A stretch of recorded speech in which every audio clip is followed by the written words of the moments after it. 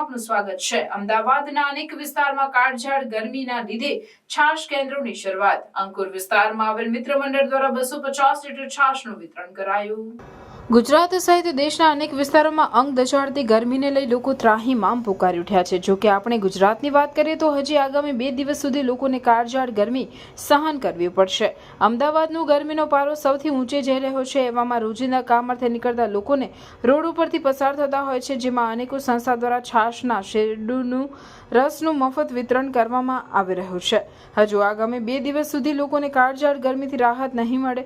ગરીબ અને મજૂરિયાત વર્ગ માટે રોજિંદુ ગુજરાન ચલાવવું મુશ્કેલ હોય છે, ત્યાં તેમના સહારે મફત છાશ વિતરણ કેન્દ્ર અમદાવાદ સહિત સમગ્ર ગુજરાતમાં કાળઝાળ ગરમીની શરૂઆત થઈ ગઈ છે। ત્યારે અંગ દઝાડતી ગરમીમાં લોકોને દહીં, દૂધ, છાશ પીવા માટે ડોક્ટરોએ પણ સલાહ આપી છે। ગરીબ અને મજૂરિયાત વર્ગ માટે રોજિંદુ ગુજરાન ચલાવવું મુશ્કેલ હોય છે, ત્યારે અમદાવાદની અનેક સામાજિક સંસ્થાઓ રાહદારીઓને છાશ વિતરણ કરી રહ્યા છે। તેમની આ માનવ સેવાને લોકો પણ ખૂબ બિરદાવી રહ્યા છે।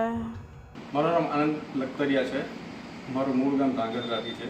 હું છેલ્લા 10 વર્ષથી સલૂન ચલાવું છું નારણપુરાની અંદર।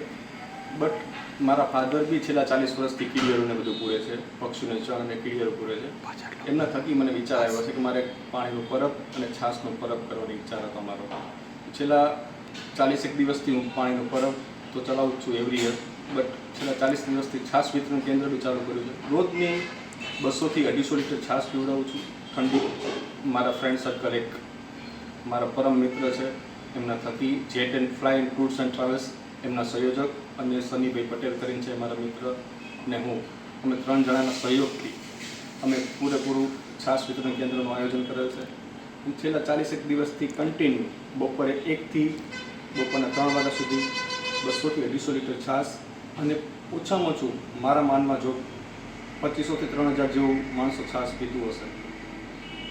કેટલા વર્ષથી આ કરો છો? હું મારું ફર્સ્ટ યર છે, બટ પાણીનું પરબ તો છેલ્લા 7 વર્ષથી કરું છું। બરાબર છે।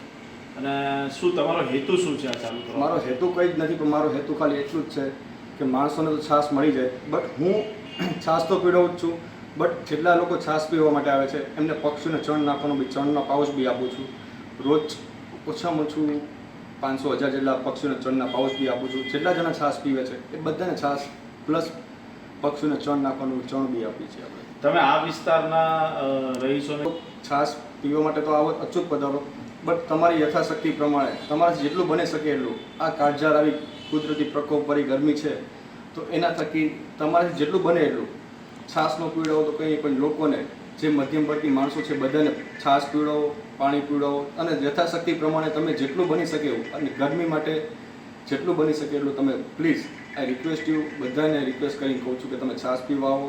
છાશ ન પીવા તો કંઈ પછી જે નથી પહોંચી શકતા એ લોકોને પ્લીઝ છાશ પીવડાવો।